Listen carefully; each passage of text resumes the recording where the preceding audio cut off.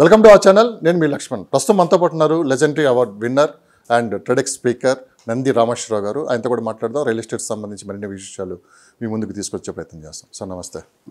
ఎలా ఉన్నారు? Top of the world. ఇప్పుడు కాస్త రియల్ ఎస్టేట్ మార్కెట్లో కదలికలు అయితే వచ్చాయి.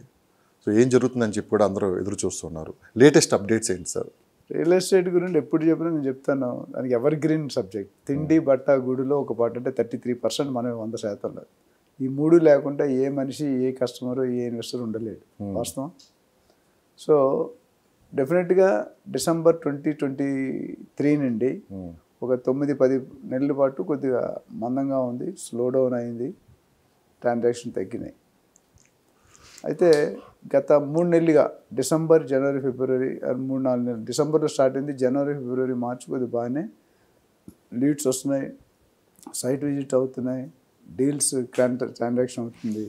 సో కొద్దిగా రిలీవ్ అంటే నేను అంతకుముందున్న ఒక 1 year బ్యాక్ ఉన్న స్పీడ్ అయితే రాలేదు, కానీ స్పీడ్ రావడానికి ఒక స్టార్టింగ్ స్టెప్ 10-20% పికప్ అయింది. ఇంకా పికప్ అవ్వాల్సిన అవసరం ఎంతైనా ఉంది.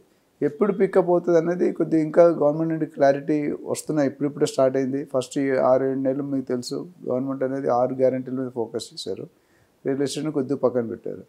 అయితే ఇక్కడ ఏమైందంటే, నేను చాలాసార్లు మన రాజమౌళి గారు ఏదైనా సినిమా తీసుకుంటే ఒక హీరోతో 4 to 5 years చేస్తాడు. ఆ హీరో నెక్స్ట్ ఇంకో డైరెక్టర్తో చేస్తే ఆ సినిమా హిట్ కాదు, ఫెయిల్ అవుతుంది. చేసి 3-4 చూసుకోండి. ఎందుకు? రాజమౌళి గారు ఒక సెట్ చేస్తాడు, ఒక పీక్ లెవెల్ సెట్. ఆ లెవెల్ రీచ్ చేయడం కొద్దిగా కష్టం. అది హీరో తప్ప, ఎవరు తప్ప అని చెప్పట్లేదు. అదేవిధంగా రేవంత్ రెడ్డి గారు పదవిలోకి రాగానే అందరి ఎక్స్పీరియన్స్ చాలా హై ఉండే. అంటే ఆయన రియల్ ఎస్టేట్ ఏజెంట్, రియల్టరు. 15-20 సంవత్సరాల క్రితమే కోకాపేటలో మనం ల్యాండ్లు కొని అమ్మేసి విల్లాస్ కట్టిన ఘనత ఉంది. కాబట్టి పబ్లిక్ ఎక్స్పెక్టేషన్ చాలా హై పెట్టుకున్నారు. అంటే రేవంత్ రెడ్డి గారు వచ్చాక మొత్తం సినారియో మారిపోతుంది. అందుకనే ఇప్పుడు కొద్ది స్లో డౌన్ అనేది బాగా పడిపోయింది, డల్ అయింది. మార్కెట్ ఏం పడిపోలేదండి, మార్కెట్ ఎప్పుడు పడిపోదు. అయితే బయర్ సైడ్ ఉంటుంది, లేకపోతే సెల్లర్ సైడ్ ఉంటుంది. కేసీఆర్ గారు ఉన్నప్పుడు సెల్లర్స్ మార్కెట్ ఉండేది, రేవంత్ రెడ్డి గారు వచ్చి బయర్ మార్కెట్.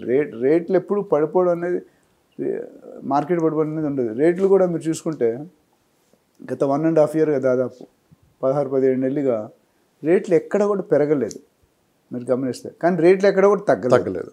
అంటే అర్థం ఏంటంటే బిల్డర్స్ కూడా almost next to impossible reach, అంటే break even, no profit no loss. అంతకుముందు నా లాభాలు ఏదైతే కొద్దిగా లిటిల్ కేసీఆర్ లాస్ట్ చివరికి 2023లో ఏదైతే ఆర్టిఫిషియల్ జంప్ అయిందో అది కొద్దిగా సెటిల్ అయింది. కానీ హోల్డింగ్లో ఉన్న వాళ్ళు నష్టపోయారు కదా. ఏ నష్టపోలేదు. మీరు ఎందుకు నష్టపోలేదు? చాలామంది మిస్కాలిక్యులేషన్ అండి. 2 చెప్తాను. కొనేవాడు ఎప్పుడు తగ్గించి అమ్మాలి, అమ్మేవాడు ఎప్పుడు ఎక్కించి కొనాలి. ఇది లాజిక్, నా లాజిక్. ఎందుకంటే కొనేవాడు ఆల్రెడీ లాస్ట్ 20-30 years అనుభవించాడు. అమ్మేవాడు, కొనేవాడు ఇప్పుడు అనుభవిస్తాడు. అలాగే మార్కెట్లో మీరు ఏమంటారు, హోల్డింగ్ ఎప్పుడైనా 2 నెలలకు ఒకసారి రేట్లు పెడతాయి. మీరు చూడండి, కేసీఆర్ గారు ఉన్నాలో కానీ అంత పీక్ మార్కెట్ ఉన్నప్పుడు ఎవ్రీ 2-3 months రేట్లు పెరిగాయి. ఇప్పుడు పెరగట్లేదండి. ఇప్పుడు అంటే మీరు హోల్డింగ్ అంటే రేట్లు పెరుగుతూనే ఉంటాయి, తగ్గదు. సో బిల్డర్కి ఎప్పుడు లాస్ ఉంటుంది, కొద్ది ఇమీడియట్ లాస్ ఉంటుంది. అది కూడా చిన్న builders, middle class builders. Top builders ఎవరూ కుంగిపోలేదు, కూలిపోలేదు. ఎక్కడ మూస్తారు? ఎన్ని ఆఫీసులు మూస్తారండి మీకు తెలిసిన బిల్డర్స్? ఎవరు ముయ్యలేదు. కార్పొరేట్ బిల్డర్స్ పేర్లు చెప్పడానికి ఎవరు కూడా ముయ్యలేదు. అంటే వాళ్ళు కొద్ది ట్రాన్సాక్షన్ కొద్దిగా 30-40% తగ్గించుకున్న ఎంప్లాయ్మెంట్ ఖర్చులు తగ్గించారు. అదొక పాలసీ. జనరల్ బిజినెస్ సెగ్మెంట్లో చెప్తాను, మన ఖర్చుల నుంచి ఇన్ని ఉంటాయి, మన ఆదాయం నుంచి ఎంత ఉంటుంది. అందుకని పబ్లిక్ ఏం చేస్తారంటే ఆదాయం పెంచుకోలేక ఖర్చులు తగ్గించుకుంటారు, విచ్ ఈస్ రాంగ్. ఖర్చులు తగ్గించుకుని కామన్ దీని లైఫ్ ఏముంది? మీ ఖర్చులు అట్లనే పెట్టుకొని ఆదాయాన్ని పెంచాలి. ఇప్పుడు ఓఆర్ఆర్ చిన్న circle, ORR is what? Income. Expenditure is RRR. నేనేమంటే ఇప్పుడు ఓఆర్ఆర్ RRR దాటిపోయి ఇంకేదో ఆర్ఆర్ రావాలి, అప్పుడు కంఫర్ట్గా ఉంటుంది. లేకపోతే నువ్వు కంప్రమైజ్ చేస్తుంటూ పోతుంటే ఎట్లా? అట్లా అది రియల్ ఎస్టేట్లో కూడా పొజిషన్ మారుతూ ఉంటుంది. ఇప్పుడు ఇటు చెస్ టైప్ అంటే ఒకసారి వాడు విన్ అవుతాడు, ఒకసారి వీడు విన్ అవుతాడు. ఇప్పుడు ఏమైందంటే బయర్స్కి మంచి అవకాశం, ఇన్వెస్టర్స్కి. ఎందుకు? ఇప్పుడు ఎవరైతే కొనుక్కుంటారో, మీరు చూస్తే మన నెక్స్ట్ టాపిక్ మాట్లాడదన్నారు, రేట్లు గత 1.5 year పెరగకపోవడం వల్ల పాత రేటుకే వస్తుంది ఇన్వెస్టర్కి. అదే నార్మల్ టైంలో పీక్ అయితే ఈ పాటికి 1 crore ఉంది, 1 crore 10 lakhs, 1 crore 20 lakhs అయ్యేది కదా, రావలేదు. అంటే ఇప్పుడు ఎవరైతే వెయిట్ అండ్ వాచ్లో ఉన్నారు ఇన్వెస్టర్స్, వాళ్ళు ఇమీడియట్గా క్విక్గా డెసిషన్ తీసుకోవడం చాలా ఉత్తమం. లేకపోతే దానికి 20-30% ఎక్స్ట్రా పెట్టి కొనుక్కుంటారు. ఎందుకంటే ఒకసారి సెటిల్ అయ్యి పీక్ ఏంటంటే builders will start increasing further rates. ఇప్పుడు ఆల్రెడీ 20-30% ఉంది. ఇంకోటి ఏంటంటే government themselves are increasing the base value of the land, భూమి వాల్యూలు పెంచుతున్నారు ఆగస్ట్ నుండి అన్నారు. సో ఇప్పుడు వచ్చేసరికి పెంచలేదు. అదొక దానికి సరైన 101 రీజన్స్ ఉన్నాయి. ఆ రీజన్ సపరేట్గా మాట్లాడదాం. నెక్స్ట్ లేటెస్ట్ అప్డేట్స్లో భాగంగా మాట్లాడదాం. సో రీసెంట్గా మనకి ఎస్సీయూ గురించి పెద్ద గొడవ జరుగుతుంది. సో అసలు ఎస్సీయూ అనేది ఎప్పుడు వాళ్ళు స్థాపించారు, దీని కింద 800 ఎకరాలు ఉంది, గతంలో కూడా ఒక కేసు ఉందని చెప్పి కూడా మనం విన్నాం దీని మీద. దాంతోపాటు ముఖ్యమంత్రి గారు ఫార్మాసిటీ రద్దు చేసినప్పుడు కూడా ఆయన ఎకో ఫ్రెండ్లీ ఎక్కువ ఆయన ముందు సపోర్ట్ చేస్తుంటారు, నేచర్ని కాపాడటానికి ఎక్కువ ప్రయత్నిస్తూ ఉంటారు. అలాంటి ఎస్సీ విషయంలో ఎందుకు ఆయన నిర్ణయం తీసుకోవాలని చెప్పి కూడా ఒక చర్చ నడుస్తుంది బయట. దీన్ని మీరేమంటారు? ఈ పొలిటికల్ ఇష్యూ నన్ను అడగకూడదు యాంకర్ గారు మీరు, కానీ బయట జరుగుతుందే అడుగుతున్నాను నేను. హెచ్ అనేది పెద్ద వివాదం. ఎందుకంటే ఇది వెళ్తే నువ్వు 50-60 సంవత్సరాల చరిత్ర ముందుకు వెళ్ళాలి. మొత్తం హిస్టరీ చెప్పను కానీ మీకు యుఎస్లో మ్యాన్హట్టన్ యూనివర్సిటీ అని ఉంది. అది 14,300 ఎకరాల విస్తీర్ణంలో ఉంది. అంత 14,300 బిగ్గెస్ట్. అంటే 14 మనంతా 1000-2000 ఉంటాయి. అందులో 800 acresని సెంట్రల్ పార్క్ కింద పెట్టారు. అంటే only greenery, no construction. 4 border ఉంటాయి, నార్త్ ఈస్ట్ సౌత్, మధ్యలో మాత్రం సెంట్రల్ పార్క్, అంటే టోటల్లీ గ్రీన్. మీరు ఆ ఇమేజ్ దొరుకుతుంది, మీరు చూడండి గూగుల్లో, మ్యాన్హట్టన్ యూనివర్సిటీ. అదేవిధంగా ఇందిరాగాంధీ గారి టైంలో పిఎంగా ఉన్నప్పుడు ఐ థింక్ 1974లో ఉస్మా యూనివర్సిటీ స్థాపించడం జరిగింది 1600 ఎకరాల్లో. అప్పట్లో కర్ణాటక దగ్గర మనకు తెలుసు ఉస్మానియా. అయితే దాని తర్వాత ఏమంటే ఏపీని 6 భాగాలుగా విభజించారు అప్పట్లో. ఆంధ్ర, రాయలసీమ, తెలంగాణ, అట్లా మొత్తం అన్ని జోన్లు. అయితే స్టూడెంట్స్ మన యునైటెడ్ ఆంధ్ర నుండి కాకుండా మిగతా రాష్ట్రాల నుండి, మిగతా సిటీస్ నుండి కూడా రావడం మొదలుపెట్టారు. అంటే ఫ్లో ఎక్కువైంది. సో అది ఒక మూలగా అయిపోయింది. సో దానికోసం సెంట్రల్ యూనివర్సిటీ ప్రతిపాదన వచ్చింది. సెంట్రల్ అంటే అన్నిటికీ ఇప్పుడు హైదరాబాద్, గచ్చిబౌలి అంటే సెంట్రల్ ప్లేస్ అంటారు. దానికని సెంట్రల్ యూనివర్సిటీని పెట్టారు. అంటే సెంట్రల్ ఆల్ స్టూడెంట్స్ వాళ్ళకి అకాడమిక్ చేయడానికి. అప్పుడు 2,354 ఎకరాలని డిక్లేర్ చేశారు గవర్నమెంట్. సో అంటే టోటల్ అందులో మీరు తెలిస్తే పక్షులు, డీర్సు, తాబేలు, ఇలాంటి చాలా వరకు ఇప్పటికి కూడా ఆ యూనివర్సిటీలో ఉన్నాయి. మీరు చూసుకుంటే కనిపిస్తాయి ఫిజికల్, నెమలి. అంటే అది ఒక ఫారెస్ట్ హెల్త్ విజన్. ఇప్పుడు గ్రీనరీ అంటే అర్థం ఏంటి? ఎన్జిటి అనే బాడీ ఉంది, మన last time national green tribunal. అంటే ఐజీబీసీ, ఇప్పుడు శేఖర్ రెడ్డి గారు నేషనల్ వైస్ మనం ప్రెస్లో మీరు మాట్లాడాం మనం. వీళ్ళు ఏంటంటే గ్రీనరీని మెయింటైన్, ఎస్పెషల్లీ ఎన్జిటి అనేది గ్రీనరీని మెయింటైన్ చేస్తారు. అంటే కొన్ని నామ్స్ ఉంటాయి, ఇంత ఏరియాకి ఇంత గ్రీనరీ ఉండాలి. మనం చెట్లు కొట్టుకుంటూ పోతున్నాం కన్స్ట్రక్షన్కి, గ్రీన్ జంగల్ అలా పోయి కాంక్రీట్ జంగల్ అయిపోతుంది, అంతే కదా.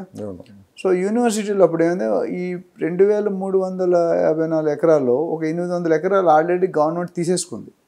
దేనికి? గవర్నమెంట్ భవనాలకి. అనేకమైన గవర్నమెంట్ చూసుకుంటే దాని చుట్టూ చాలా బాగున్నాయి. సో అప్పుడు మిగిలింది 1,500+ ఎకరాలు. 1,500 మెయింటైన్ ఉంది. అయితే ఆ మధ్యలో కొంతకాలం తర్వాత ఒక 400 ఎకరాలు పాత సీఎం ఎవరైతే ఉన్నారో ఐఎంజీ అనే దానికి ఇచ్చాడు. అది కోర్టు అంటే చంద్రబాబు గారి టైంలో అనుకో, అప్పుడు 2 తెలుగు రాష్ట్రాలు కలిసినప్పుడు United AP IMG Indian business I think somewhere in 2003-4 రఫ్గా. 5లో రాజశేఖర రెడ్డి, 4లో రాజశేఖర రెడ్డి గారు వచ్చినట్టు అంతకుముందు. సో ఆ ఐఎంజీకి ఇచ్చింది అపోజ్ చేశారు అక్కడ. దాని మీద సుప్రీంకోర్టులో కేసు వేయడం జరిగింది. ఆ నిర్ణయం 2023లో వచ్చింది. ఏంటంటే కోర్టు సపోర్ట్ చేసింది, మీరు అలాగా ఇవ్వకూడదు, అది యూనివర్సిటీ చెందుతుంది అని. సో అది అక్కడ చిన్న పొరపాటు ఏం జరిగిందంటే, కోర్టులోకి వెళ్ళి వచ్చింది కాబట్టి తెలంగాణ గవర్నమెంట్ది అనుకుంటున్నారు. కానీ యూనివర్సిటీ ఏదైనా తెలంగాణ గవర్నమెంట్, ఉస్మానియా కూడా. బట్ సపరేట్గా యూనివర్సిటీ అనేది ఒక బాడీ, యూనివర్సిటీ గ్రాంట్స్ కమిషన్ ఉంటుంది, ఒక బాడీ. అది రేరా ఎట్లయితే ఒక బాడీ ఉందో అట్లా ఒక్కొక్కటి బాడీ ఉంటుంది. ఇక్కడ మిస్టేక్ గ్యాప్ ఉంది. ఏంటంటే ఇప్పుడు కోర్టు నుండి వచ్చింది కాబట్టి మాదే ల్యాండ్ అని, మళ్ళీ అదే 400 ఎకరాలు, అలాగే 400 ఎకరాలు ఇప్పుడు మాట్లాడుతున్నారు. మళ్ళీ అక్కడ భవనాలు చేస్తాం, రియల్ ఎస్టేట్ చేస్తాం, గవర్నమెంట్ ఖజానాలో డబ్బులు లేవు కావాలని. ఇక్కడ మిస్టేక్ ఏం జరిగిందంటే హెచ్సి అనే ల్యాండ్ రిజిస్టర్ చేసుకోలేదు వాళ్ళు, అది లూప్ హోల్. అందుకని అది రిజిస్టర్ చేసి ఇప్పుడు నీ పేరు ఉంటే నేను తీసుకోలేనుగా. కామన్ సొసైటీ పేరు ఉండడం వల్ల తీసుకునే అవకాశాలు ట్రై చేస్తున్నాను. దీనికి హెచ్సి ప్రొఫెసర్ హరగోపాల్ గారు ఉన్నారు. ఆయన అప్పట్లో డిస్కషన్ జరుగుతున్నాయి, డిబేట్స్ జరుగుతున్నాయి. స్టూడెంట్స్ అజిటేషన్, వాళ్ళు బుల్డోజర్ పెట్టి బిల్డింగ్లు కొట్టడం జరుగుతుంది. ఇప్పుడు మధ్యలో ఆపేశారు, మళ్ళీ కోర్టు నుంచి స్టే వచ్చింది. అంటే ఇక్కడ ఏంటంటే ఎంటైర్ హైదరాబాద్కి 2 లంగ్స్ ఉన్నాయండి. ఒకటి కేబీఆర్ పార్క్ మన ఇంటి పక్కది, రెండోది హెచ్సియు. ఇంత పెద్ద గ్రీనరీ జాగా ఇంకెక్కడా లేదు. మీరు ఎక్కడ ఉందో మీకు కరెక్ట్. ఈ 2 లంగ్స్ని తీసేస్తే గ్రీనరీ తగ్గిపోతే హెల్త్కి అంటే మనుషులకి కొద్దిగా ఆక్సిజన్ అనేది ఉండదు, అప్పుడు తగ్గుతుంది కదా.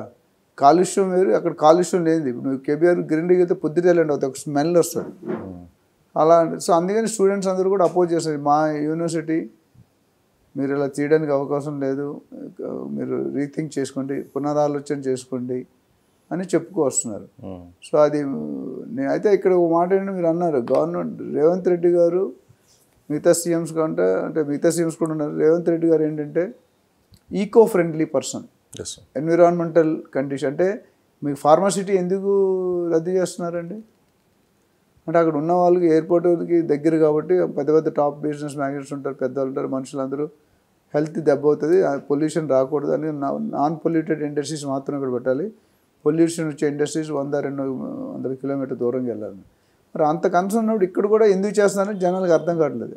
యాక్చువల్లీ రేవంత్ రెడ్డి గారి ఉద్దేశం కరెక్టే, నేను చెప్పినట్టు తెలంగాణ ఇవ్వడం తప్పు కాదు కానీ తెలంగాణ ఇచ్చే విధానం తప్పు, హైడ్రా పెట్టడం తప్పు కాదు కానీ హైడ్రా ఇంప్లిమెంట్ చేసిన తప్పు. ఇప్పుడు హైడ్రా ఎందుకు వచ్చిందండి, లేకులు, చెరువులు, గుట్టలు, పార్కులు కాపాడాలి, అక్కడ కూడా మంచి స్టెప్ తీసుకున్నారు ఆయన. ఇప్పుడు ఫార్మాసిటీ తీసుకెళ్ళిన ఒక మంచి స్టెప్ తీసుకున్నారు. మరి ఇది దానికి భిన్నంగా ఉండేటప్పుడు జనాలు డైజెస్ట్ చేసుకోలేకపోతున్నారు. మేబీ ఆయనకి ఏదో కంపల్షన్ రీజన్స్ ఉండొచ్చు, మనీ ఉండొచ్చు. ఇప్పుడు అబ్జెక్షన్ ఇచ్చారు, they will also rethink. CM గారిని ఎవరు తప్పు పట్టట్లేదు, సీఎం గారి కంటే ఎనలేని గౌరవం, రెస్పెక్ట్ ఉంది సీఎంగా. బట్ పబ్లిక్ ఏంటంటే రకరకాలు ఉంటారు, కొంతమంది ఫర్ ఉంటారు, కొంతమంది అలా మీరు ఉంటారు. అది సో మనం అందరినీ కలుపుకొని పోవాలి. ఇప్పుడు మీరు అన్నారు ఇప్పుడు ఒక మాట, 4th సిటీ గురించి డిస్కషన్ జరుగుతుంది. సో ఆ రోజు ఫార్మాసిటీ చేంజ్ తర్వాత 4th సిటీ నిర్మిస్తా అన్నారు. ఇప్పుడు అది అనౌన్స్ చేసి దాదాపు 7 months అవుతుంది. సో ఇప్పటికీ దానిపైన గ్రౌండ్లో అసలు వర్క్స్ ఏం జరుగుతున్నాయి, లేటెస్ట్ అప్డేట్స్ ఏమైనా ఉన్నాయా, ఈ 4th సిటీ అసలు ఎప్పటికి నిర్మాణం అవుతుంది అంటే $1 billion క్వశ్చన్ అని నేను అడుగుతాను. రేవంత్ రెడ్డి గారితో మాట్లాడి ఇమీడియట్ నన్ను క్యాబినెట్లో పెట్టించోగా. కానీ మీరు చూస్తూ ఉంటారు కదా, గమనిస్తూ ఉంటారు కదా లేటెస్ట్ అప్డేట్స్. ఇప్పుడు ఏది చెప్పినా గొయ్యా వెనక్కి వస్తాను అయ్యా బాబు, చెప్తే ఒకరు బాధపడతారు, చెప్పకపోతే ఒకరు బాధపడతారు. నిజాలే చెప్పండి, మన నిజాలు చెప్పండి. సో 4th సస్టైనబుల్ సిటీ అనేది definitely it's a good initiative. ఎందుకంటే 30,000 ఎకరాలు, అంతకుముందు కేసీఆర్ గారు ఫార్మా సిటీ అనేది 19,000 ఎకరాలు 330 ఎకరాలు ఉండేది. దాన్ని విస్తీర్ణం చేసి 30,000 చేశారు, ల్యాండ్ పూలింగ్ అవుతుంది.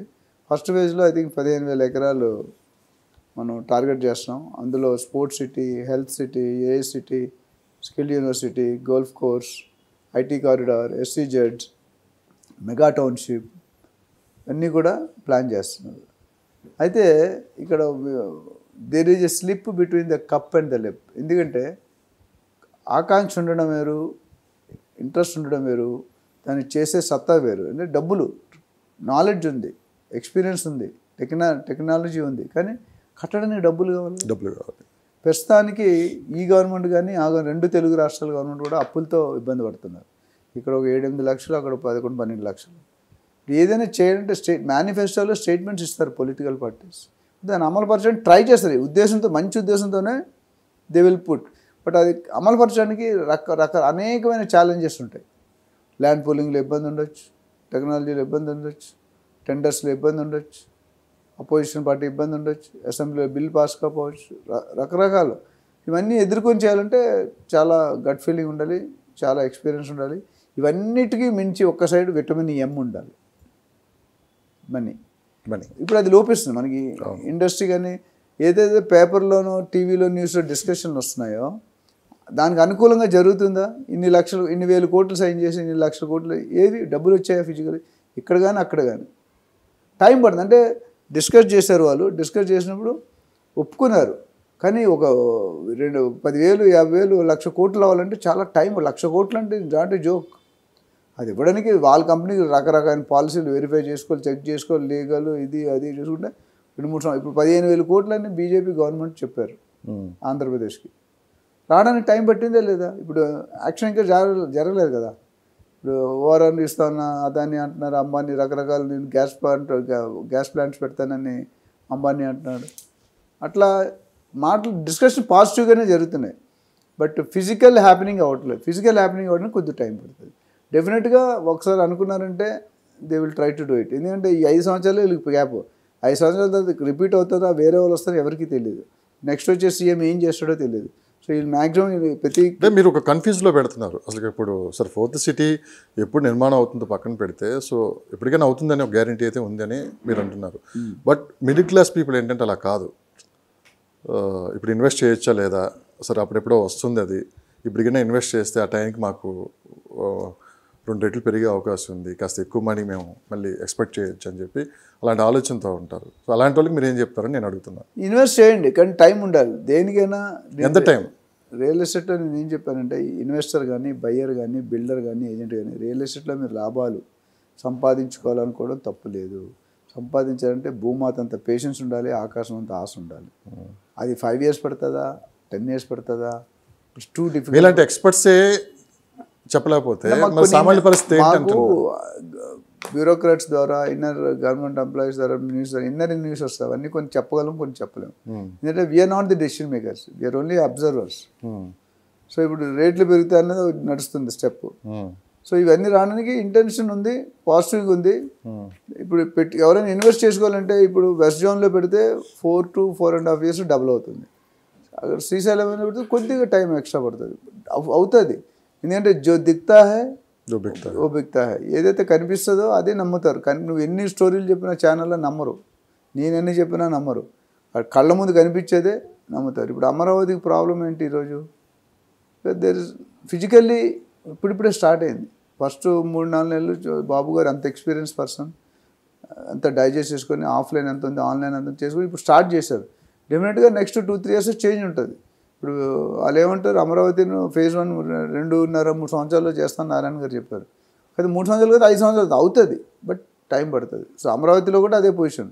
ఇన్వెస్ట్ చేయలేదు. రేట్లు మీరు లాస్ట్ టైం చెప్పాను, 2-3 నెలల్లో 4 సార్లు పెరిగింది. ఎలా పెరిగింది?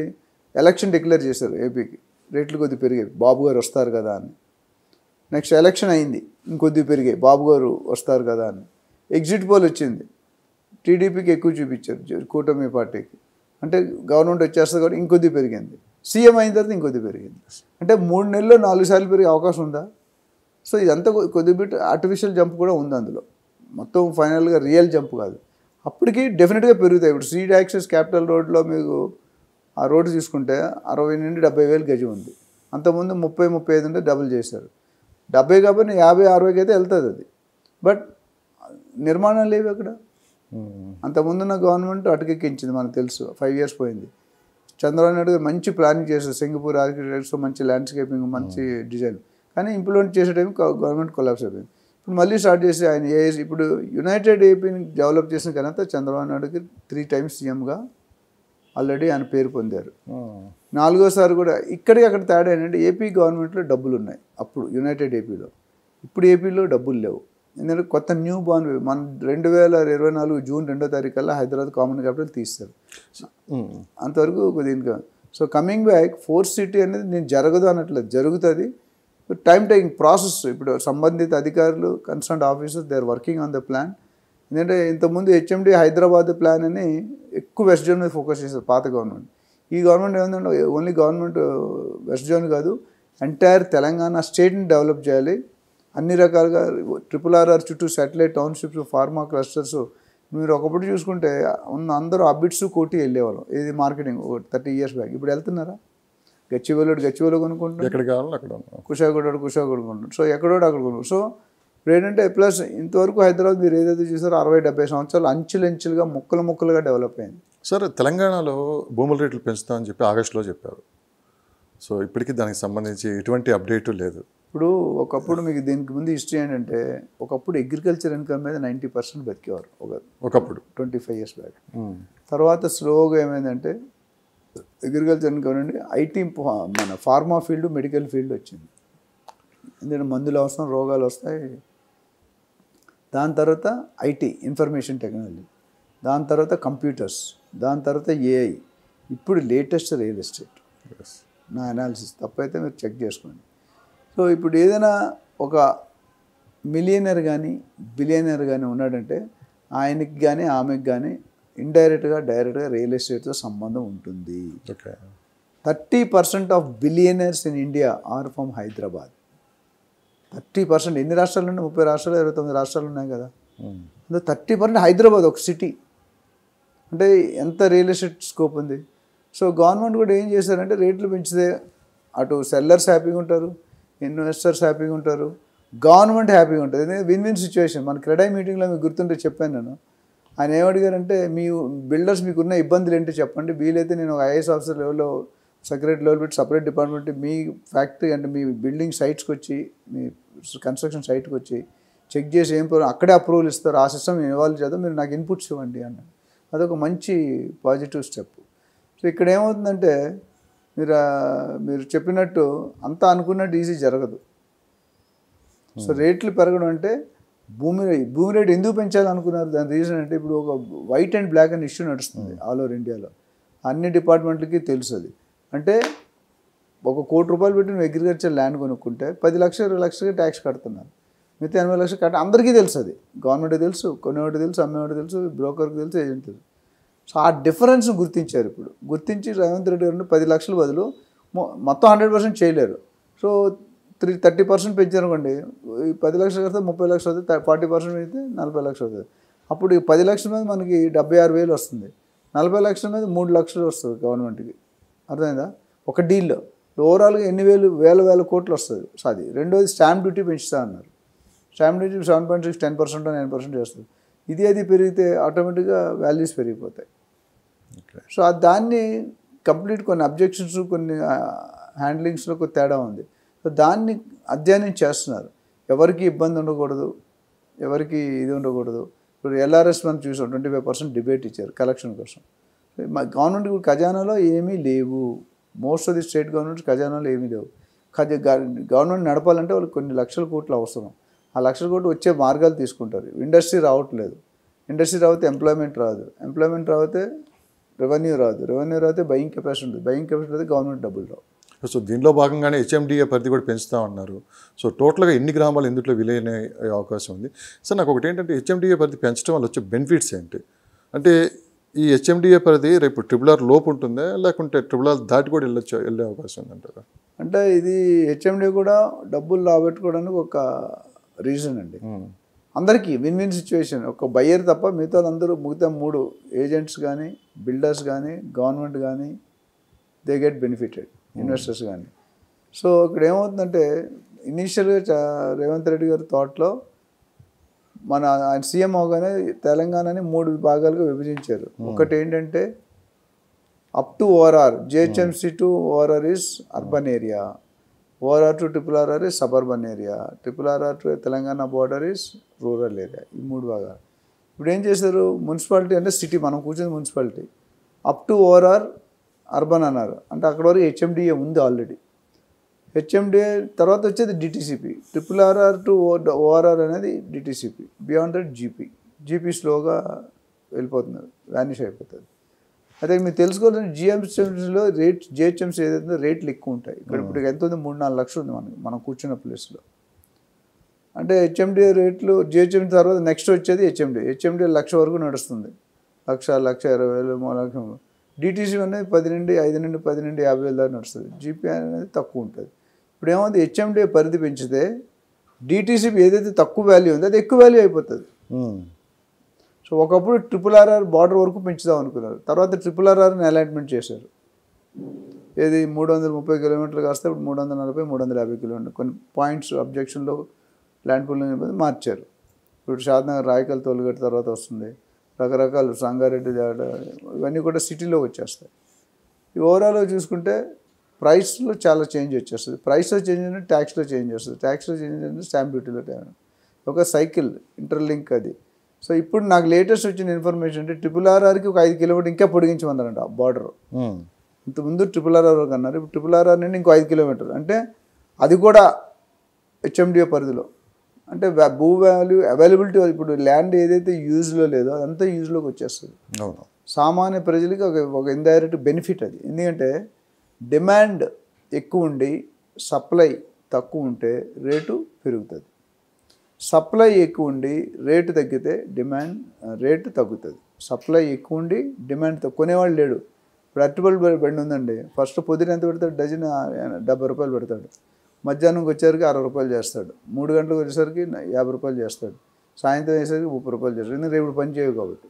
సో స్ట్రాటజీ సిచ్యువేషన్ బట్టి ఎంత పిండి ఉంటే అంత రేటు, పండు లైఫ్ బట్టి, అరటిపళ్ళు లైఫ్ బట్టి రేటు మారుతుంది. సో ఇక్కడ కూడా ఏమవుతుందంటే అదే సిచ్యువేషన్. మనకి అవైలబిలిటీ ఎక్కువ వస్తుంది అనుకుంటే ట్రిపుల్ ఆర్ఆర్కి 5 కిలోమీటర్ చాలా పెద్ద ఏరియా, 70, 80, 90 కిలోమీటర్లు, ఆల్మోస్ట్ మీకు 100 జీపీ తగిలితే 100. ఇప్పుడు ఆల్రెడీ జడ్చర్ల కానీ, జైరాబాద్ కానీ, వికారాబాద్ కానీ, కడతాల్, అమంగల్ కానీ, ఇవన్నిటి కూడా 100 కిలోమీటర్లు ఉన్నాయి రఫ్గా. దట్ మీన్స్ ఇప్పుడు ఏదైతే ఒకప్పుడు అడవి అనుకున్నామో, ఒకప్పుడు కుక్కటిపల్లి అడవి అనుకున్నారు, జూబ్లీహిల్స్ అడవి అనుకున్నారు, ఒకప్పుడు తెల్లాపూర్ ఎవడు పోతాడు, పోచారు అంటే పోచారు ఎవరు పోతారన్నారు. అలాంటిది 50 కిలోమీటర్స్ సిటీలాగా అయిపోయింది. మోకిల శంకర్పల్లి సిటీలో ఉన్నట్టు ఉంది. ఓవరాల్ ఎంత దూరం అండి, 15-20 మినిట్స్.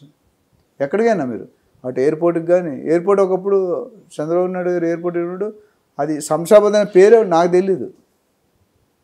ఈరోజు శంషాబాద్ హైలైట్, ప్రపంచంలోనే one of the best airport కట్టారు. సో నేను అనేది ఏంటంటే ఇప్పుడు నాకున్న లేటెస్ట్ అప్డేట్ వరకు ఇన్నర్ సోర్సెస్ అండి, ట్రిపుల్ ఆర్ఆర్కి ఒక 5 కిలోమీటర్ అటువైపు, ఇటువైపు కాదు. మనం చూసుకుంటాం, మనం 1 year బ్యాక్ ఈ మాట చెప్పాను ఏంటంటే ఎక్కడ ఇన్వెస్ట్ చేయాలని మీరు స్టాండర్డ్కి క్వశ్చన్ అడుగుతుంటారు. ట్రిపుల్ ఆర్ఆర్కి 5 కిలోమీటర్ అటు, 5 కిలోమీటర్లు ఇటు అని చెప్పారు. బికాజ్ అప్పుడు నుండే డిస్కషన్ జరిగింది, కానీ ఇంప్లిమెంటేషన్ ఇప్పుడు వస్తుంది, ఇప్పుడు కూడా ఇంకా అవ్వలేదు, అవుతుంది. సో ఇన్వెస్టర్కి ట్రిపుల్ ఆర్ఆర్ చుట్టూ ఎక్కడైనా, అటు సంగారెడ్డి కానీ, ఇటు మేడ్చల్ కానీ, అటు షాద్నగర్ కానీ, ఎక్కడికి వెళ్ళినా మీకు డెఫినెట్గా అప్రిషియేట్. అంటే ఇంకోటి నేను సజెస్ట్ చేసేదంటే ఇన్వెస్టర్స్కి, తక్కువ రేట్లో కొనుక్కోండి, ఎక్కువ రేట్లో కొనుక్కోకండి. తక్కువ రేట్లో కొనుక్కుంటే సిటీకి నుండి దూరం వెళ్ళాలి, దగ్గరలో కొనుక్కుంటే అప్రిషియేషన్ పెద్ద జరుగుతుంది. ఇప్పుడు 3 లక్షలు పెట్టుకున్న 4 లక్షలు ఏమి అప్రిషియేట్ అవుతుంది, ఆల్రెడీ సాచురేటెడ్ అయిపోయింది, పెరగాల్సినంతా పెరిగిపోయింది. 2007-8లో జూబ్లీహిల్స్ చెక్ పోస్ట్ దగ్గర కేబీఆర్ ఇప్పుడు మంత్రి అని కడతారు, అంతకుముందు ఒక మంత్రి నివాస్, ఓకే, అంతకుముందు ల్యాండ్ తీసుకున్నాడు, మేటాసు, ఐసిఐసిఐ, నాగార్జున కలిపి తీసుకున్నాడు. మార్కెట్ రేట్ 60-70 వేలు ఉంటే 136,000కి కొన్నారు వాళ్ళు. దాని తర్వాత ప్రాజెక్ట్ ఎందుకు హై రైజ్ రావట్లేదు, కేబీఆర్ పార్ట్ అది ఇప్పటికీ ఆ ప్రాజెక్ట్ కంప్లీట్ కావట్లేదు. అది యాక్చువల్లీ ఆ డీల్ అనేది మార్కెట్ని పాడు చేస్తుంది. ఓకే, 1,00,000 అంటే ఆల్మోస్ట్ డబుల్, 80% ఎక్కువైపోయింది. అదే ఇక్కడ కూడా ఆ ప్రాబ్లం రాకుండా వీళ్ళు ఏం చేస్తారంటే దీంతోపాటు ఇన్ఫ్రాస్ట్రక్చర్ పెంచుతున్నారు, కనెక్టివిటీ పెంచుతున్నారు. ఇప్పుడు నేను చాలాసార్లు చెప్పాను, ఓఆర్ఆర్ కానీ ట్రిపుల్ ఆర్ఆర్ కానీ తెలంగాణ గవర్నమెంట్కి జీక్యూబ్ అంటే గాడ్ గివెన్ గిఫ్ట్. ఎవరు చేశారని పక్కన పెడితే ట్రిపుల్ ఓఆర్ఆర్ వచ్చిన తర్వాత ఎంతో ట్రాఫిక్ కంజెషన్ తగ్గింది, టైం తగ్గింది. ఇప్పుడు ట్రిపుల్ ఆర్ఆర్ వచ్చాక ఇంకొద్దిగా ఈ ఓఆర్ఆర్ మీద బర్డెన్ తగ్గుతుంది, లోడ్ డిస్ట్రిబ్యూట్ అవుతుంది. అండ్ తెలంగాణ నుండి ఇప్పుడు సెంటర్ హైదరాబాద్ రావాలంటే ఆల్మోస్ట్ 4 గంటలు పడుతుంది, 3.5-4 గంటలు. ట్రిపుల్ ఆర్ఆర్ వచ్చాక 1.5-2 అవర్స్లో వస్తారు. అంటే ఎంత టైం తక్కువ, ఎంత fuel efficiency. So availability and వలసలు తగ్గుతాయి మేజర్గా. ఓఆర్ఆర్ వచ్చాక వలసలు కూడా తగ్గాయి. బార్డర్ నుండి అందరూ హైదరాబాద్ వచ్చేస్తున్నారు. ఇప్పుడు ఏం చేస్తారు, ఓఆర్ఆర్ దగ్గర సెటిల్ అవుతున్నారు. రేపు పొద్దు ట్రిపుల్ ఆర్ వస్తే ట్రిపుల్ ఆర్ దగ్గర సెటిల్ అవుతారు. అంటే ఫ్లోయింగ్ ఆఫ్ పాపులేషన్, మన ల్యాండ్ పెరగట్లేదు కదా. సోమరావు గారు ఏం చెప్పారు, ఎప్పటికీ పెరిగేది పాపులేషన్, ఎప్పటికీ పెరిగింది భూమి. సో మనం 50 years బ్యాక్ ఎంత ల్యాండ్ ఉందో ఇప్పుడు కూడా అంతే ల్యాండ్ ఉంది. కానీ 50 years బ్యాక్ ఎంత పాపులేషన్ ఉంది, ఇప్పుడు అంత పాపులేషన్ 4 రెట్లు 5 రెట్లు పెరిగిపోయింది. ఆల్మోస్ట్ ఇండియా పాపులేషన్ చూసుకుంటే 1.45 అంటే 145 కోట్లు. మనం నెంబర్ 1 ఉన్నాం, చైనాను కూడా బీట్ చేసాం. హమ్ కిసీసే కమ్, మనం ఇందులో తీసిపోని చెప్పి పాపులేషన్ కూడా పెంచుకుంటూ పోయాం. చైనా కూడా తగ్గించుకుంటూ పోతే మనం పెంచుకుంటూ పోయాం. ఇవన్నీ పెట్టుకుంటే మన తాతల టైంలో తాతలు ముత్తాతలు 100 ఎకరాలు ఉండేవి, ఎకరాల్లో కొనుక్కునేవారు. మా నాన్నలు వచ్చేసరికి గజాల్లో కొనుక్కుంటారు, మేము వచ్చేసరికి అడుగుల్లో కొనుక్కుంటాం, మా పిల్లలు వచ్చేసరికి ఇంచుల్లో కొనుక్కుంటారు, మనోడు వచ్చేసరికి సెంటీమీటర్లో కొనుక్కుంటారు, మునిమనోడు వచ్చి మిల్లీమీటర్. ఇది పరిస్థితి. ఇప్పుడు అమెరికాలో దుబాయ్లో అదే కదా. మొన్న దుబాయ్ ప్రాపర్టీ మాట్లాడితే 500 square feet 1,50,00,000 అన్నాడు. 500 square feet single bedroom. So అది పరిస్థితి. సో అవుటర్ రింగ్ రోడ్ గురించి చాలా విషయాలు చెప్పారు సార్. కానీ అవుటర్ రింగ్ రోడ్డు నిర్మించడానికి ఆ రోజుల్లో 8 to 10 years పట్టింది. అది ట్రిపుల్ ఆర్ ఇప్పుడు నిర్మించడానికి ఎన్ని సంవత్సరాలు పట్టే అవకాశం ఉంది. సో దాంట్లో భాగంగా ఈరోజు ఎన్ని రోడ్స్ ఇందులో కనెక్టివిటీ అవుతాయి, దాంతోపాటు ఎన్ని ఫేసుల్లో ఇది నిర్మిస్తున్నారు అంటే గవర్నమెంట్ కూడా చాలా సీరియస్గా తీసుకొని దీని మీద ఫోకస్ చేసినట్టు కూడా కనిపిస్తుంది. ఇది పొలిటికల్ క్వశ్చన్. మీరు రియల్ ఎస్టేట్ లింక్డ్ కదా, అన్ని ఒకదానికి ఒకటి లింకే కదా. ఇక్కడ ఇన్ఫ్రాస్ట్రక్చర్ ఎక్కడుంటే అక్కడ డెవలప్మెంట్ ఉంటుంది. ఓఆర్ఆర్ అనేది 165 కిలోమీటర్స్. ట్రిపుల్ ఆర్ ఎంత? ట్రిపుల్ ఆర్ అనేది ఇనీషియల్గా 330 కిలోమీటర్స్. 330 కిలోమీటర్స్. కానీ ఆ 330ని ఒక 15 పెంచి 350, 345, 350 కిలోమీటర్స్ చేశారు. మీరు అర్థం చేసుకోండి, దానికి 8 to 10 years పట్టింది. రైటింగ్ డౌన్ అని చూడు. 8 to 10 years పట్టిందని మీరే అన్నారు. ఎంతకి 165. మరి 330కి ఎంత పట్టాలా? నన్ను ఎందుకు అడుగుతున్నారు మీరు? 165కి 8 నుండి 10 సంవత్సరాలు పట్టింది. 330కి ఎంత కట్టాలి? కానీ అప్పుడున్న పరిస్థితులు వేరు. ఎప్పుడు గవర్నమెంట్ మారినప్పుడల్లా దాన్ని ఎక్కడ ఎవరు ఆపలేదు. ట్రిపుల్ ఆర్ఆర్ అనేది చాలా రోజులు ఆగిపోయింది. ఏంటంటే సెంటర్కి స్టేట్కి ఒక డిఫరెన్స్ ఆఫ్ ఒపీనియన్స్ వల్ల ఆగిపోయింది. ఏం డిఫరెన్స్ అంటే నాకు తెలిసినంత వరకు ఏ నేషనల్ హైవే అయినా మెయింటెనెన్స్ ఉండాలి. ఏ రోడ్డుకైనా స్టేట్ హైవే కానీ నేషనల్ హైవే అంటే సెంట్రల్ గవర్నమెంట్ పార్టిసిపేషన్ ఉంటుంది. సో మెయింటెనెన్స్ ఎవరు చేయాలనే దానికి అది ఆగిపోయింది. ఒక రీజన్, చాలా రీజన్స్ ఉన్నాయి. Plus anti parties, BJP versus TRS. ఇప్పుడు కూడా యాంటీ పార్టీసే, బట్ కొద్ది చొరవ తీసుకొని చేస్తున్నారు. సో నాకు తెలిసి ఇది 2 ఫేజుల్లో చేస్తున్నారండి, నార్త్ సౌత్. ఈచ్ ఫేజ్కి నాకు తెలిసి మినిమం 5 to 7 years పడుతుంది అంచనాగా. గవర్నమెంట్ 3 సంవత్సరాలు చేస్తారంటారు, కానీ ప్రాక్టికాలిటీస్ నాట్. ఇంకా ల్యాండ్ పూలింగే మొత్తం అవ్వలేదు. ల్యాండ్ పూలింగ్ అయిన తర్వాత బడ్జెట్ శాంక్షన్ చేయాలి, క్యాబినెట్ ఆమోదించాలి, దాని తర్వాత టెండర్స్ ఇష్యూ చేయాలి. టెండర్స్ ఇష్యూ చేసి టెక్నికల్ బిడ్, కమర్షియల్ బిడ్ అని ఉంటాయి. టెక్నికల్ బిడ్ ఇవాల్యుయేట్ చేయాలి. టెక్నికల్ బిడ్లు ఎవరైతే క్వాలిఫై అయ్యారో వాళ్ళు రారు. క్వాలిఫై అయితే L1, L2 వెళ్తుంటే లోయెస్ట్ అని చేస్తారు. అవి రావడానికి మీకు ప్రాసెస్ టైం పడుతుంది. అయితే డెఫినెట్గా గవర్నమెంట్ సీరియస్గా ఉంది, ఫండ్స్ అలొకేట్ చేస్తానంటున్నారు. చేస్తే ట్రిపుల్ ఆర్ చేస్తే అన్నిటికంటే బెనిఫిట్ ట్రిపుల్ ఆర్ మన గవర్నమెంట్కే, బయర్ సెల్లర్తో పాటు. So definitely there intention is good. అయితే ఈ 340-350 కిలోమీటర్ విస్తరణ చేయాలంటే చాలా హెక్టిక్ టాస్క్ ఉంటుంది. ఎందుకంటే ల్యాండ్ పూలింగ్ పెద్ద ఛాలెంజ్. అక్కడ కొద్ది డిలే అవుతుంది. బట్ ఒకసారి అయిన తర్వాత కన్స్ట్రక్షన్ టెక్నాలజీ అనేది మనకి సఫిషియెంట్ టెక్నాలజీ ఉంది, లేటెస్ట్ టెక్నాలజీ ఉంది, కన్స్ట్రక్షన్ ఫాస్ట్గా అవుతుంది. బట్ ఇప్పుడు ఒక మదర్ ఉన్నారనుకోండి, ఒక బేబీని ప్రొడ్యూస్ చేయడానికి 9 months. ఆ టైంని ఎవరైనా డివైడ్ చేయగలరు? 3 నెలలు చేయమంటే చేయగలుగుతారా? చేయలేరు. 6 నెలలు చేస్తారా? కానీ కొంతమంది మదర్స్ రీజన్ వల్ల ఇబ్బంది వల్ల 1 month ముందు భర్తిస్తారు. భర్తించినప్పుడు ఆ పిల్లడికి ఏదో ఒక ఇబ్బంది ఉంటుంది. జనరల్గా పెద్ద పెద్ద ఫిల్మ్ స్టార్స్ కూడా ఈ మాట చెప్పారు. ఆ మదర్ని అడిగితే 1 month వాల్యూ ఎంత అని చెప్తుంది. పీటీ ఉషా గారిని ఒక ఫ్రాక్షన్ ఆఫ్ సెకండ్ విలువ పెడితే ఆవిడ చెప్తుంది ఎంతలో మిస్ అవుతుందని. ఒక స్టూడెంట్ 1 year ఫెయిల్ అయినండి 1 year వాల్యూ చెప్తాడు. ఇక్కడ నేను ఎందుకు అది చెప్తానంటే దానికి నేను లింక్ ఏంటంటే ఏదైనా ఒకటి చేయడానికి ఒక ప్రాసెస్ ఉంటుంది. ఆ ప్రాసెస్ కొన్ని కండిషన్స్. ఒకప్పుడు స్లాబ్ వేస్తే 21 రోజులు వాటరింగ్ చేయాలి మనం చిన్నప్పుడు. ఇప్పుడు 7 రోజుల్లో ఫ్లోర్ రెడీ అయిపోతుంది స్లాబ్. టెక్నాలజీ మారింది. అంతమంది ట్రెడిషనల్ రెడ్ బిక్ ఉండేది, తర్వాత యాష్ బిక్ వచ్చింది, లైట్ వెయిట్ వచ్చింది, ఇప్పుడు మైవాన్ టెక్నాలజీ ఉంది. ఆ టెక్నాలజీలో చాలా ఫాస్ట్గా వేగంగా అభివృద్ధి చెందుతుంది. సో నాకు తెలిసి phase 1 ఒక 5 to 7 years, phase 2 ఒక 5 to 7 years పడుతుందని అంచనాగా. అంటే 12 నుండి 15 సంవత్సరాలలో, బికాజ్ విస్తీర్ణ డబుల్ అవుతుంది. కానీ ఒక్కసారి ట్రిపుల్ ఆర్ఆర్ అయిందంటే మాత్రం హైదరాబాద్ రూపురేఖలు ఇప్పుడు ఆల్రెడీ ఓఆర్ఆర్తో సగం మారిపోయింది. తర్వాత కంప్లీట్ గేమ్ చేంజర్ అయిపోయింది. సినిమా వచ్చింది గేమ్ చేంజర్. ట్రిపుల్ ఆర్ అసలైన మార్కెట్ అనేది అప్పుడు చూస్తూ ఉంటారా? మార్కెట్ ఇప్పుడు కూడా ఉంది, అప్పుడు ఇంకా ఎక్కువ స్ప్రెడ్లోకి వస్తుంది. అండ్ ఇంకొక పాయింట్ నేను చాలాసార్లు చెప్పాను. చాలామంది ఏమనుకుంటున్నారంటే ఆంధ్రప్రదేశ్ వచ్చింది తెలంగాణలో మార్కెట్ పడిపోద్ది, తెలంగాణ ఉంది ఆంధ్రప్రదేశ్లో రెండూ తప్పండి. ఆంధ్ర తెలంగాణ పెట్టేవాళ్ళు 10-20% లోకల్, బయట వాళ్ళు ఎక్కువ మంది ఉన్నారు. అది గమనించండి. రెస్ట్ ఆఫ్ ఇండియా ఇక్కడ హైదరాబాద్ చూస్తుంది, రెస్ట్ ఆఫ్ వరల్డ్ హైదరాబాద్ నుంచి చూస్తుంది. Hyderabad is a global real estate destiny, అందులో ఎటువంటి డౌట్ లేదు. అంటే the best livable city in the world అనే అవార్డ్స్ వచ్చినాయి మనకి వరుసగా.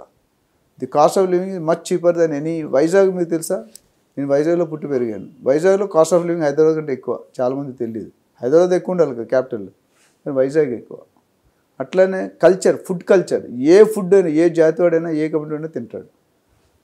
వర్షాలు అంటే తుఫాన్లు, సునామీలు, హుడుడు బుడమేలు రావు. మనం డెక్కన్ ప్లేటో హైట్లో ఉన్నాం, అందుకని బంజారాలు, జూబ్లీ హిల్స్, కౌరీ హిల్స్ అంటాం.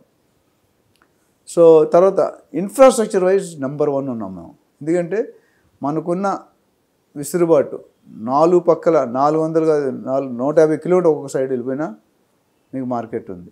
ఇప్పటి వరకు వెస్ట్ జోనే పెరిగింది, ఇటు పైనుండి అన్ని జోన్లు పెరిగేదానికి సన్నాహాలు చేస్తున్నారు. అందుకనే 2050 మెగా స్టేట్ ప్లాన్ వేస్తున్నారు. అంతకుముందు మెగా హైదరాబాద్ ప్లాన్ వేస్తారు HMDA. ఇప్పుడు they are putting mega state plan. అంటే ట్రిపుల్ ఆర్ఆర్ చుట్టూ రానున్న రోజుల్లో 10 నుండి 12 satellite townships, pharma clusters, IT corridors, SCZs, sports city, health city and 4th sustainable city ఇందా మనం మాట్లాడడం. అది కానీ వస్తే మాత్రం this will be the number 1 city, అందులో డౌట్ లేదు. ఎందుకంటే దాని గురించి మనం ఎన్నోసార్లు IGBC లెవెల్లో ఎంటైర్ ప్రాజెక్ట్ని ఒకేసారి కడుతున్నారు. డ్రైనేజ్ కానీ, ట్రాఫిక్ కంజెషన్ కానీ, పొల్యూషన్ కానీ, గార్బేజ్ కానీ ఇవన్నీ కూడా ఎక్కడ బయట కనిపించవు. ఇప్పుడు ప్రాబ్లం, నిన్న వర్షం పడింది మొన్న రాత్రి, కొద్ది ఎంత స్పీడ్ పడిందంటే మొత్తం రోడ్లన్నీ మునిగిపోయాయి, నడ్డానికి కూడా లేదు. ఈవెన్ బంజారా టాప్ 4 లక్షలు పెట్టుకుంటున్నారు, అక్కడ ఆ ప్రాబ్లం ఉండదు. సో దానికి సీఎం గారు కానీ, స్టేట్ గవర్నమెంట్ కానీ, సెంట్రల్ గవర్నమెంట్ అందరూ కూడా చాలా పాజిటివ్గా ఉన్నారు. They want to get the latest technology. Singapore, మన సౌత్ కొరియా అనుకుంటారు, రేవంత్ రెడ్డి గారు వెళ్ళారు సీఎం అయ్యాక, అక్కడ ఒక సిటీ చూశారు. ఆ సిటీని చూసి ఈ సిటీ స్పందన వచ్చింది. అలాంటి సిటీ అంటే వరల్డ్లోనే one of the best city South Korea. అలాంటి సిటీని నిర్మించాలనుకోవడం చాలా అభినందన ఫ్యాక్ట్, అంటే వీ షుడ్ అప్రిషియేట్. బట్ ఇక్కడ ఛాలెంజ్ చేయాల్సిందంటే ఆలోచన వేరు, ఆచరణ వేరు. ఆలోచన మంచిది, పాజిటివ్ ఉంది, బట్ ఆచరణకి కొద్ది ఇబ్బందులు గురవుతున్నాయి. ఆ ఇబ్బందులను ఓవర్కమ్ అయితే will become world class city. And central government already చెప్పాం, they are looking to make it as a second capital of India or union territory. ఆ రెండు ఏంటంటే ఇప్పుడు 4 లక్షలు ఉంది, అప్పుడు 6 లక్షలు 7 లక్షలు అయిపోతుంది, డబుల్ అయిపోతుంది. So that is the best. And ఇప్పుడు ఎవరు ఇన్వెస్ట్ చేసుకున్నా బెస్ట్, వెదర్ ఆంధ్ర కానీ Telangana, they can easily happily invest. Wait for 5 to 10 years. Holding capacity ఉండాలి. ఒక్క మాట నేను చాలా క్లారిఫై చేస్తాను. చాలామంది ఏంటంటే 5 సంవత్సరాలు ప్రాజెక్టు ఏదైనా 100 ఎకరాలు చేయాలంటే 3-4 సంవత్సరాలు పడుతుందా? ఒక ప్రాజెక్టు 3 నెలలు అవ్వదు కదా. అయితే చాలామంది ఏం చేస్తారంటే బిల్డర్స్ కానీ, కొంతమంది బ్రోకర్స్ కానీ ఏం చెప్తారంటే 2 సంవత్సరాలు డబుల్ అయిపోద్ది, 2.5 సంవత్సరాలు. అది కరెక్ట్ కాదండి. Bank, SBI bank, mother bank 7.5% ఇస్తుంది. అది డబుల్ అవ్వాలంటే 12-13 సంవత్సరాలు పడుతుంది. మరి ఇక్కడ 2 సంవత్సరాలు డబుల్ వస్తుంటే మనం నమ్మచ్చా? ఒకటి.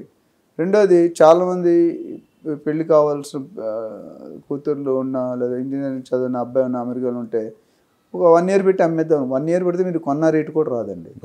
డెఫినెట్గా నేను ఒక పాయింట్ ఈ సందర్భంగా క్లారిఫై చేస్తున్నాను. నా ఒపీనియన్, ఏదైనా ప్రాజెక్ట్ 3.5 సంవత్సరాలు కంప్లీట్ అయినా మీరు మొదట్లో కొనుక్కున్నారు అనుకోండి, 10,000 మీకు 3,000కో 6,000కో 7,000కో ఇస్తారు. మీరు 1 year తర్వాత అమ్మితే 6,000 రాదు. ఎందుకు? పెళ్లి కూతురు ఎప్పుడు అందంగా ఉంటారు? మొత్తం మేకప్ చేసి ఆ పెళ్లి కూతురు నగలు, పువ్వులు అన్నీ పెడితే అప్పుడు పెళ్లి కూతురు. రా స్టేజ్లో ఉంటే వాల్యూ ఉంటుందా? సేమ్ ప్రాజెక్ట్ స్టార్ట్ అయ్యాగానే మీరు కొనమంటే ఎలా కొంటారు? బిల్డర్ చేస్తాడో లేదో తెలుసు, చేస్తే ఎలా వస్తుందో తెలియదు, కంప్లీషన్ ఎలా ఉందో తెలుసు, స్పెసిఫికేషన్ ఏమన్నా తెలుసు, గ్రీనరీ ఏం తెలియదు. సంవత్సరాలు తవ్వడమే కొద్ది ప్లానింగ్ అవుతుంది, పర్మిషన్ వస్తాయి. సో అందుకని కొనుక్కుని వెంటనే అమ్ముకోవడం అంటే మినిమం 4-5 years హోల్డ్ చేస్తే డబుల్ అవుతుంది. 10 years పెడితే 5 to 6 times అవుతుంది. ఎస్, హైరేజ్ అపార్ట్మెంట్లకి అడిగిన వెంటనే పర్మిషన్ కూడా గవర్నమెంట్ చాలా స్పీడ్గా ఇచ్చేస్తుంది అన్నారు. అంత డిమాండ్ ఉందా హైరేజ్ అపార్ట్మెంట్కి హైదరాబాద్లో?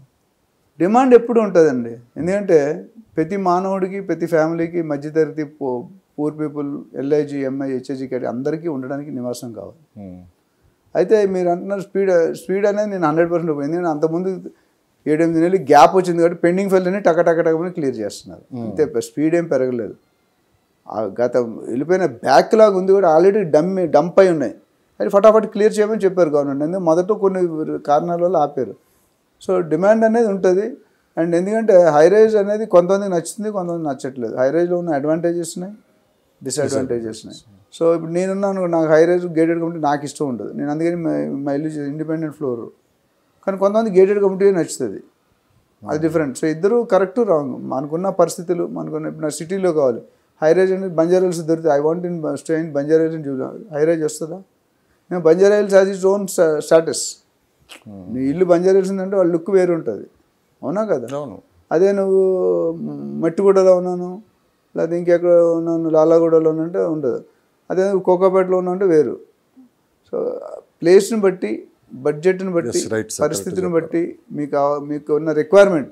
అమ్మ నాన్న ఉన్నారు ఇంట్లో, పిల్లలు చదువుకున్నారు, స్కూల్ ఎక్కడుంది, మీ ఆఫీస్ ఎక్కడుంది. ఇప్పుడు వైఫ్ ఒక దగ్గర పనిచేస్తుంది, హస్బెండ్ ఒక దగ్గర పనిచేస్తుంది, పిల్లలు ఒక దగ్గర, పిల్లలు కాలేజ్ ఉంటే ఒకటి, స్కూల్ ఉంటే ఒకటి, అమ్మ నాన్న ముసలి అయితే ఒకటి. ఇవన్నీ టాలీ చేసుకొని ఇండివిజువల్. అందుకని మన రియల్టర్ ఆక్సిజన్లో ఇన్వెస్ట్మెంట్ అడ్వైస్ సెల్లో ఏం చేస్తామంటే మాతో ఒక గంట మాట్లాడి మీకు అర్థం చేసుకొని మీకు సరైన సూటబుల్ ప్రాపర్టీ, ఫ్లాటా, ప్లాటా, విల్లానా, లేదా ఫామ్ హౌస్ అనేది చెప్తాం. చాలామంది బయర్స్ ఏం చెప్తారంటే, సార్ నేను 2 కోట్లు పెడితే 1 నిమిషంలో చెప్పాను. 1 నిమిషం ఎలా చెప్తాను? Unnecessary misguide you. నాకున్న 30 సంవత్సరాల బ్రాండ్ ఇంతవరకు ఏ ప్రాబ్లం లేకుండా, ఏ నెగిటివిటీ లేకుండా చేసుకొస్తున్నాను. ఎందుకంటే నేను 1500 వీడియోలు ఉన్నాయి మీకు తెలుసు, మీ దగ్గర 300 వీడియోలు ఉన్నాయి మీ ఛానల్లో నాకు తెలిసి. సో 1500 వీడియోలు మాట్లాడి పబ్లిక్ యాక్షన్ ఉంటే వాళ్ళందరికీ కృతజ్ఞత చెప్పాలి. ఎందుకంటే మనం ఏదో సరదాగా స్టార్ట్ చేస్తే అది ఒక ప్రొఫెషన్ అయిపోయింది. మీరు పొద్దున వచ్చి ఫోన్ చేసి సార్ వస్తానంటున్నారు అంటే మనం అవేర్నెస్ క్రియేట్ చేస్తున్నాం. నా ఉద్దేశం ఏంటంటే ఏ ఇన్వెస్టర్ కూడా ఏ ఏజెంట్ కూడా మోసపోకూడదు. నేను 2 అంశాల మీద చేస్తున్నాను. ఇన్వెస్టర్స్ అనేవాళ్ళు డబ్బుని ప్రొటెక్ట్ చేసుకోవాలి, మోసపోకూడదు. ఏజెంట్ అనేవాడు అంటే ఎందుకు పనికిరాని బ్రోకర్ కాదు. ఏజెంట్ కూడా ఒక వాల్యూ అనేది ఒక ప్రొఫెషన్ ఉంది. బ్రోకర్స్ కమ్యూనిటీని అప్లిఫ్ట్ చేస్తున్నాను. సో దానికి నాకు మొన్న లెజెండరీ అవార్డు కూడా ఇచ్చారు. అంతకుముందు లైఫ్ టైమ్ అచీవ్మెంట్ వచ్చింది, చాలా అవార్డ్స్ వచ్చినాయి. అవార్డు కంటే ముఖ్యంగా నేను 25,000 మందిని ట్రైన్ చేశాను, 25,000 మందిని ప్రాపర్టీ ఓనర్స్ గైడ్ చేశాను. నేను గమనించిందల్లా నాకు ఆనందం, నా డైలాగ్ ఏంటంటే మీరు అందరూ బాగుండాలి, దానికి కారణం నేనై ఉండాలి. అదే కదా, అదే. ఎందుకంటే ఆ బయ్యర్ ఎవరైతే ఉన్నారో రిజిస్ట్రేషన్ చేసిన తర్వాత ఆ కళ్ళల్లో ఆనందం చూడండి.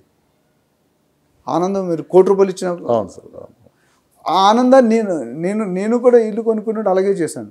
సో వాళ్ళు ఆనందిస్తుంటే నేను కొన్నట్టే ఫీల్ అవుతాను. సో ఒక మనిషికి ఇల్లు ఇవ్వడం అనేది, ఇల్లు చేయడం, ఇల్లు కట్టించడం కానీ, ఇల్లు కొని ఇవ్వడం కానీ, పెళ్లి చేయడం అనేది ఒక పెద్ద task and very important and very good. నువ్వు కరెక్ట్గా మంచిగా చేస్తే జీవితాంతం నీకు రుణపడి ఉంటాడు. చివరి ప్రశ్న సార్, చివరి ప్రశ్న. ఎంత అవునన్నా కాదన్నా ఎన్ఆర్ఐ మార్కెట్ అనేది ఒక సపరేట్ జోన్ హైదరాబాద్కి. దాదాపు నాకు తెలిసి సంవత్సరానికి 1,10,000 కోట్ల రూపాయలు రియల్ ఎస్టేట్లో ఇన్వెస్ట్ చేస్తూ ఉంటారు అన్నారు ఎన్ఆర్ఐలు పర్టికులర్గా. సో ఈ మధ్యకాలంలో ట్రంప్ తీసుకున్న నిర్ణయాలు, ప్రపంచవ్యాప్తంగా ఉన్న ఆర్థిక సంస్కరణలు, ఇవన్నీ చూస్తుంటే కాస్త మార్కెట్ మీద ప్రతికూల వాతావరణం పడే అవకాశం ఉందని చెప్పి కూడా వినిపిస్తున్న మాట. సో ఈ ఎన్ఆర్ఐలు దాదాపు ఎవరైతే యుఎస్లో ఇబ్బంది పడుతున్నారో వాళ్ళందరినీ వెనక్కి కూడా పంపించడం జరుగుతుంది. సో ఇప్పుడు ఫైనాన్షియల్గా కాస్త ట్రబుల్ అయ్యే అవకాశం ఉంది కాబట్టి ఇది కూడా రియల్ ఎస్టేట్ మార్కెట్ మీద కాస్త ప్రభావం చూపించే అవకాశం ఉందని చెప్పి కూడా వినిపిస్తున్న మాట. దానికి మీరేమంటారు? డెఫినెట్గా ఇంపాక్ట్ అనేది ఉంటుందండి. ఎందుకంటే మొత్తం 0 అంటే మొత్తం 100% ఇంపాక్ట్ ఉంటుంది. ఎందుకంటే ట్రంప్ ప్రెసిడెంట్ అయ్యాక 3-4 వాగ్దానాలు చేశాడు. ఎలన్ మస్క్ గారు దానికి అడ్వర్టైజ్ చేశారు, ట్విట్టర్లో బాగా మార్కెటింగ్ చేశారు. ఆయన ఏమన్నారంటే నేను కానీ ప్రెసిడెంట్ రెండోసారి అయితే కనుక ఇల్లీగల్ ఇమ్మిగ్రేషన్కి కట్టడి చేస్తాను. అయితే ఇప్పుడు ఎఫెక్ట్ అయినా ఎవరు కూడా అందరూ ఇల్లీగల్గా వెళ్ళిన వాళ్ళకి ఎఫెక్ట్ అవుతుంది. పాజిటివ్గా త్రూ ఛానల్ ఏం ఎఫెక్ట్ లేదు. మా ఫ్రెండ్స్ ఉన్నారు 25-30 years, వాళ్ళని ఎవరు వాళ్ళు గ్రీన్ కార్డు సిటిజన్ 2 వచ్చేసాయి. ఇది ఎవరికంటే గత లాస్ట్ 8-10 years 2012-13 తర్వాత వెళ్ళిన వాళ్ళకి ఇంతవరకు గ్రీన్ కార్డ్స్ రాలేదు, సిటిజన్షిప్ కూడా రాలేదు. రానప్పుడు ఏమవుద్దంటే వాళ్ళు ఇబ్బంది పడతారు. ఎందుకంటే అడ్డదారులు వెళ్ళిన వాళ్ళు ఎవరైతే కన్సల్టెంట్ ద్వారా వెళ్ళారో, ఫేక్ సర్టిఫికేట్స్ వెళ్ళారు, స్కిల్స్ లేకుంటే వెళ్ళారో వాళ్ళకి ఇబ్బంది వస్తుంది ఒకటి. రెండోది ప్రెసిడెంట్గా మనకి ట్రంప్కి తీసుకునే యాక్షన్ మనకి తప్పుగా అనిపించింది. బట్ ఆయన కంట్రీని ప్రొటెక్ట్ చేసుకోవడం ఆయన బాధ్యత. ఇప్పుడు మన కంట్రీని మనం చేసుకుంటాం, మన ఫ్యామిలీ మనం కాపాడుకుంటాం. ఆయన ఏమంటే నేను ప్రెసిడెంట్ అయినా నాకు కంట్రీలో ఉండాల్సిన డబ్బులు ఇతర కంట్రీలు China, Japan, Mexico, India, Canada ఇటుకు వెళ్ళిపోతున్నాయి. సో అది ఆపుతానన్నాడు. ఎందుకంటే వాళ్ళకి ఎంప్లాయ్మెంట్ లేకుంటే పక్కనోడు వచ్చి ఎంప్లాయ్మెంట్ చేసుకుంటున్నాడు. అయితే దానికి ఒక ఇంటర్నల్ రీజన్ కూడా ఉంది. రీజన్ ఏంటంటే ఎందుకు ఇండియాకి వస్తున్నారు, చైనాకి ఎందుకు వస్తున్నారు? లేబర్ కాస్ట్ తక్కువ. అక్కడ గంటకి $50 అడుగుతారు వాళ్ళు లేబరు. మన లేబర్ గంటకు $10, $10-15 అంటే 75-80% మిగులుతుంది దానికి. కానీ ఓవర్ నైట్ ఏమైందంటే ప్రెసిడెంట్కి ఇప్పుడు ప్రస్తుతం ట్రంప్ గారికి ఏంటంటే ఒక ఐడియా వచ్చింది. అది హిట్లర్ ఐడియా అంటారు ఏంటంటే, ఎందుకంటే నేను మళ్ళీ ప్రెసిడెంట్ కాలేను ఇంకా జిందగీలో, ఇదే లాస్ట్ టర్మ్. నేను పదవి దిగిపోయేలోపు నా పేరు చిరస్థాయిలో హిస్టరీలో నిల్చుండిపోవాలి. నేను ఏ పని చేసినా అది మరి రెండోవాడు ఇంకెవడు దాన్ని ఇప్పుడు 150 సంవత్సరాలు బర్త్ టూరిజం చైల్డ్స్ కానీ ఉంది. బర్త్ టూరిజం అంటే ఇండియాలో అక్కడ ఇండియన్ వాళ్ళు ఎన్ఆర్ఎస్కి అమెరికాలో పిల్లలు పుడితే అక్కడ సిటిజన్షిప్ ఇవ్వాలి, అది కట్ చేశాడు. 150 సంవత్సరాలు ఏ ప్రెసిడెంట్ చేయలేదు, యూఓ పెట్టేశాడు. అది అవుతుందా లేదని సెకండరీ. అట్లా visa system, lottery system, F1 నిన్న మొన్న కాకుండా F1 స్టూడెంట్ వీసా స్టాంపింగ్ మార్చాడు. అట్లా చాలా. తర్వాత బయట నుండి వలసలు తగ్గించాడు, ఇంపోర్ట్స్ ఎక్స్పోర్ట్స్ డ్యూటీ పెట్టాడు, ట్యాక్స్. లేటెస్ట్ కొరడా ఏంటంటే ఇండియాకి, చైనాకి, వియట్నాంకి, బంగ్లాదేశ్కి విపరీతమైన ట్యాక్స్లు వేసాడు. ఇండియన్ గవర్నమెంట్ 26% వేసాడు, చైనా మీద 37% వేసాడు, మన వియట్నాం మీద 42% వేసాడు, బంగ్లాదేశ్ 37-36 వేసాడు. అంటే ట్యాక్స్లు బనేసిన ఏమైందంటే 100 రూపాయలు కదా 200 అవుతుంది. అంతే. అది ఎందుకు వేస్తున్నాడు? మోడీ గారు వెళ్ళినప్పుడు చెప్పారు. మోడీ గారు వెళ్ళినప్పుడు ఒక పెద్ద క్రియేషన్ అంటే యాక్షన్ క్రియేట్ చేశాడు. మోడీ గారు కుర్చీ లాగి కూర్చోబెట్టాడు ఆయన. అది డ్రామానా స్టోరీ అని మనకు తెలుసు, నేను చెప్పక్కర్లేదు.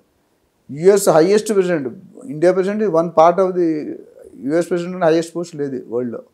అలాంటి ఆయనే కుర్చీ లాగి కూర్చోబెట్టాడంటే ఎంత రిలేషన్షిప్. అది పైనే ఉంది, లోన లేదు. పైన బాయ్ బాయ్, లోన గాయ్ గాయ్ అలా అంటూనే మోడీ బాయ్ ఒక యాంకర్ అడిగారంట క్వశ్చన్. తమ్ముడే ప్యాకెట్ అన్నట్టు. మోడీ గారిని ఒక యాంకర్ అక్కడ అడిగాడంట, సార్ మీరు గొప్ప ట్రంప్ గారు గొప్ప అంటే. క్వశ్చన్ అడిగింది నాకు తెలిసి మోడీ గారిని, ఆన్సర్ చెప్పింది ట్రంప్. ఏం చెప్పారు తెలుసా? నేను గొప్పవాడు కాదు, మోడీ గారే గొప్పవాడు అన్నాడు. అంటే ఫ్లడ్ చేశాడు. కానీ తర్వాత ఏమైంది? నువ్వు ట్యాక్స్ చేస్తే నేను డబుల్ ట్యాక్స్ చేస్తాను, ట్యాక్స్ చేస్తాను. సో అది సార్ ఫైనల్గా మనం చెప్పుకునేది అంటే ఈ మార్కెట్ మీద ఎంతవరకు ప్రభావం ఉంది? ఇంపాక్ట్ ఉంటుంది డెఫినెట్గా. సడన్ మొత్తం 100% ఉంటుంది. సడన్ పోర్షన్ ఏవైతే ఉన్నారో ఇప్పుడు దాదాపు 18,000 మందిని ఆల్రెడీ ఇంటికి పంపించేసిన దాఖలాలు ఉన్నాయి. మొత్తం 50 ఇయర్స్ కోసం 53 లక్షల మంది ఇండియా వాళ్ళు అమెరికాలో ఉన్నారు. అందులో 18 లక్షలు ఇల్లీగల్ ఉన్నారు. 18 లక్షలు 1% 18,000 మంది వచ్చారు. రానున్న రోజుల్లో వచ్చే అవకాశం ఉన్నాయి. లేటెస్ట్గా గూగుల్, మైక్రోసాఫ్ట్, అమెజాన్ వాళ్ళకి చెప్పి ఆ కంపెనీ వాళ్ళు చెప్పారు, ఇప్పుడు మీరు ఇండియాకి ఎవరికి వెళ్ళకండి, ఇండియాకి వెళ్తే తిరిగి రావద్దు, అమెరికా రాలేరు. లేటెస్ట్ కండిషన్ అంటే అన్ని విధాలుగా ఎలన్ మస్క్ గారు ఇచ్చిన గైడ్లైన్స్. డోజ్ అని ఒక డిపార్ట్మెంట్ ఉంది, డిపార్ట్మెంట్ ఆఫ్ గవర్నమెంట్ ఎఫిషియన్సీ, దానికి అడ్వైజర్. మన పొలిటికల్ పార్టీలకి వీరప్ప మొయిలీ, గులాబ్ నబీ ఆజాద్ అబ్జర్వర్గా వస్తారు, మీకు తెలుసు కదా. అలా అక్కడ కూడా ఈ మొత్తం ఎంటైర్ యుఎస్ గవర్నమెంట్ దానికి ఎలన్ మస్క్ అడ్వైజ్. అంతమంది రామస్వామిని ఆయన ఎందుకు తీస్తారు, ఆయన వేరే స్టేట్కి గవర్నర్గానే పంపించారు. అమెరికాలో 3,000 యూనివర్సిటీస్ ఉన్నాయండి. అందులో 2,700 యూనివర్సిటీ ఫేక్ యూనివర్సిటీస్. అంటే జాబ్స్ రావు, డిగ్రీకి వాల్యూ లేదు, ఓన్లీ 200-300. ఆ 300 మందిలోనే మనం పనిచేసే మన స్టూడెంట్స్ ఎవరైనా వెళ్తే ఎందుకు ప్రాబ్లం వస్తుందంటే, స్టూడెంట్స్ వెళ్తే F1లో వెళ్తారు. F1లో అయినప్పుడు వాళ్ళు చదువు అయిపోయిన తర్వాత 3+3 ఓపీటీ అని ఉంటుంది, ఆప్షనల్ ప్రాక్టికల్ ట్రైనింగ్ అని.